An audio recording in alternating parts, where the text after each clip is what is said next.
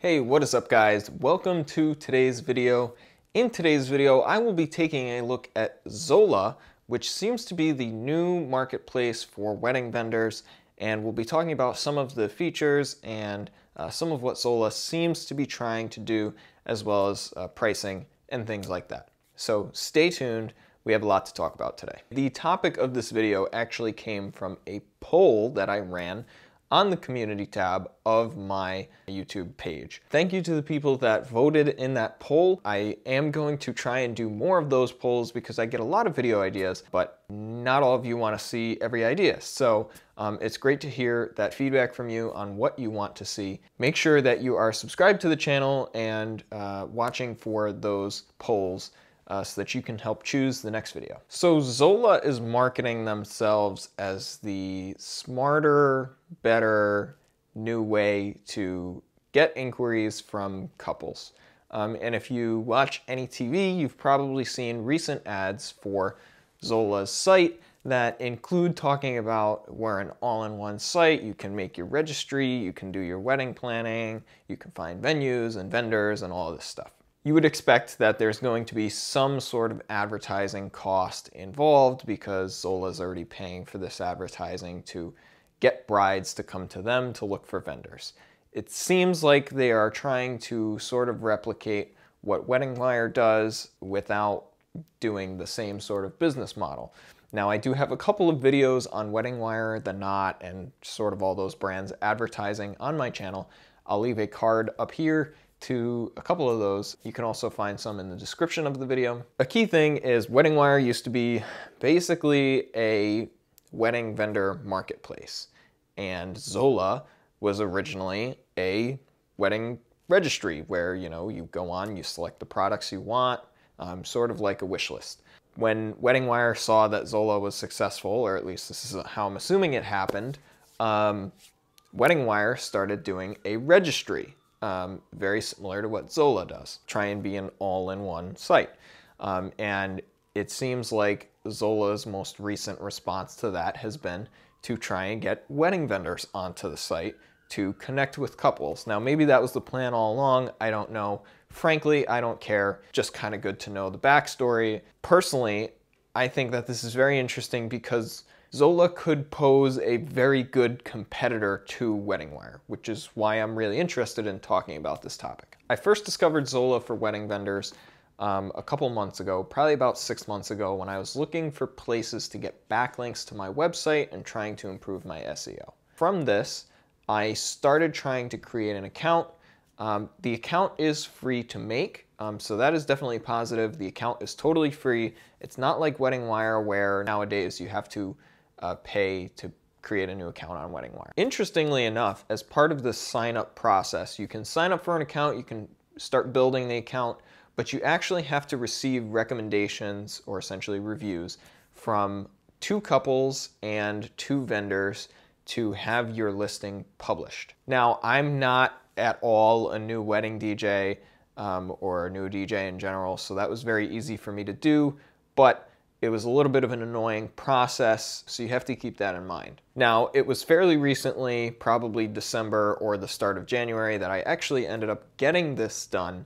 I've been set up on Zola for about a month now, and personally, I have not received any inquiries. Now, I'll talk about how the pricing sort of works in a minute, so stick around for that, but I want to talk about the inquiries. I have not received any inquiries. If I had, I would love to be able to discuss, you know, how good the inquiries are, you know, how much people are spending, if people are flaky, like, you know, the Swiss cheese leads that they have on Weddingwire, they have a bunch of holes in them. Some of them are probably fake, so I can't really evaluate that part of Zola. It has only been a month, but I don't really care about receiving the leads at this point. I'm just happy to have the account set up and have an extra backlink to my website. In the event that Zola becomes bigger in the future, I'll have it already set up and ready to get those leads. It definitely seems like there aren't as many vendors on Zola, and that Zola probably doesn't have as many brides looking for vendors. Now, in this case, I think that no matter what, you should sign up for an account. Because it's a free account, it's a free backlink, people are going to see that you're on different places, and that's always a positive for your business. So by all means, go and sign up for the free account. I'll put a link in the description that'll take you directly to the vendor page. But basically, to create a vendor account, you just have to go to login, and then there's a little like vendor thing at the bottom, kind of like a lot of sites like this have.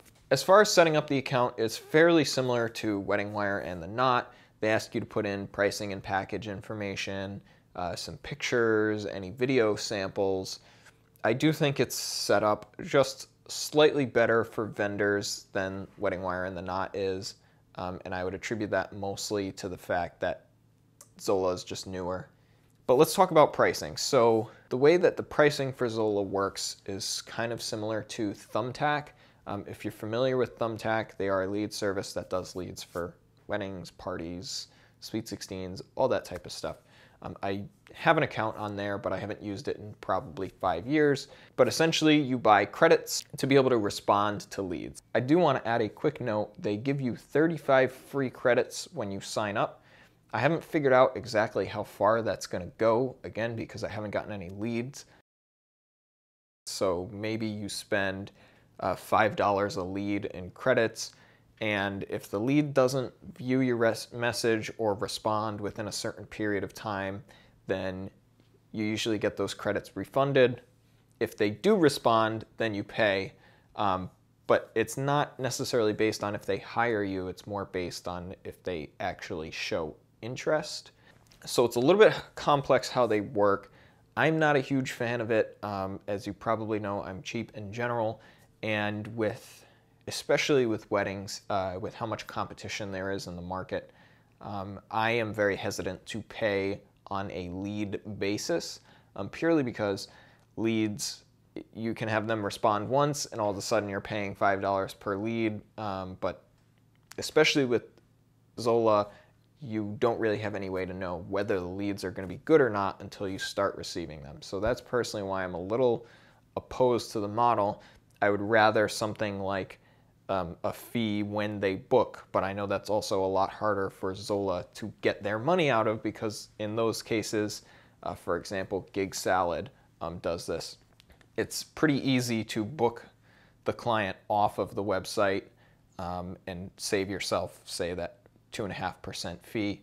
I think with the pay per lead model, it's a little bit harder to do that. Now, this is the point in the video where I am hoping to be able to pay for a couple of leads and come back to you in maybe a year and say, hey, I've been on Zola for a year, here's my experience.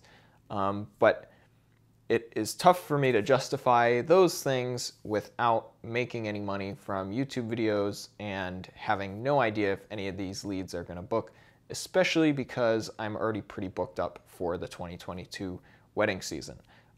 So that is where I'm going to bring in our sponsor for today's video, which is Crate Connect. Now, they don't directly pay me to make a video like this, but I do receive affiliate commissions when you use my discount code to subscribe to Crate Connect. The discount code DJAlexBrown will get you $5 off of your first month of Crate Connect, and it will get a small commission to me that helps greatly in supporting the channel. I also have a full review of Crate Connect that I'll put up here in a card and also leave a link to in the description. Now, let's go back to taking a look at Zola. Most of the features of Zola are extremely similar to Weddingwire and the Knot. You can flag a wedding as booked, declined. So there's not a ton to talk about here because it's very, very similar. However, I do like one specific thing about Zola, and that's the fact that they are very new. It's a much more closed down marketplace because you have to request the recommendations to publish your listing. I personally feel that it helps weed out some of the cheaper people, because someone who's just started DJing weddings and has no reviews and no clients, it's going to be a lot harder for them to get on Zola. That's also not a great thing for someone who's starting out. It can be very, very hard to get business when you're starting out, and there are certain ways to get around that. You can always ask friends to leave you reviews, but that's also not the most honest option. Most brides are going to be reading a lot of reviews, and they're going to be able to sniff through what's real and what's fake. I will say that it seems like Zola has a couple more features than Weddingwire and the Knot, such as putting availability into the site and helping to qualify leads before they contact you. You can set preferences like here's the average spend that a couple spends with us. In the case of me, I have that set as $1,500 to $3,000. I have a pretty wide range of services, and that's pretty much where my packages fall. Personally, I don't like using availability because if I'm not available, I'm always going to try and recommend someone who provides a similar service to me that is. And I'm also hoping to, within the next couple of years, scale up my business a little bit.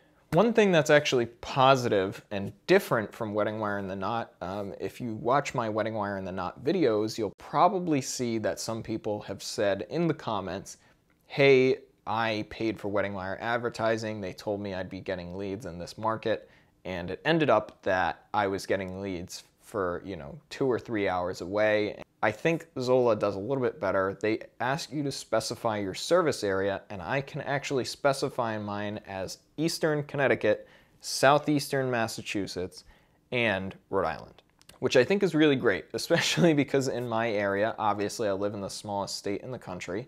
Rhode Island is not my only service area, but it's also very hard for me to get events out of Rhode Island, even though I live about 15 minutes from the Massachusetts border to the east. Obviously, I can't tell you in practice how this works, but I can tell you that it's good to be able to specify such a specific geographic area. Wedding Wire is going to basically categorize Providence as a service area, which covers all of Rhode Island, Newport, and some of southeastern Massachusetts.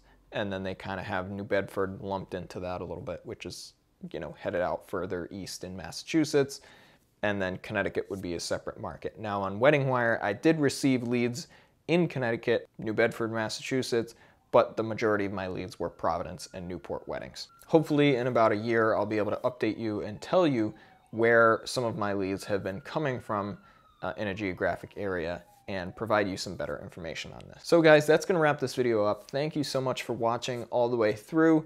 If you did, make sure you leave a thumbs up on the video. Leave me a comment in the comments section letting me know if you've already signed up for Zola vendors or if you will be and what you think of it. Make sure you subscribe to my channel and ring that notification bell so that in about a year or so, I can keep you up to date on my experience on Zola. Once again, thanks for watching. That's gonna be it for now.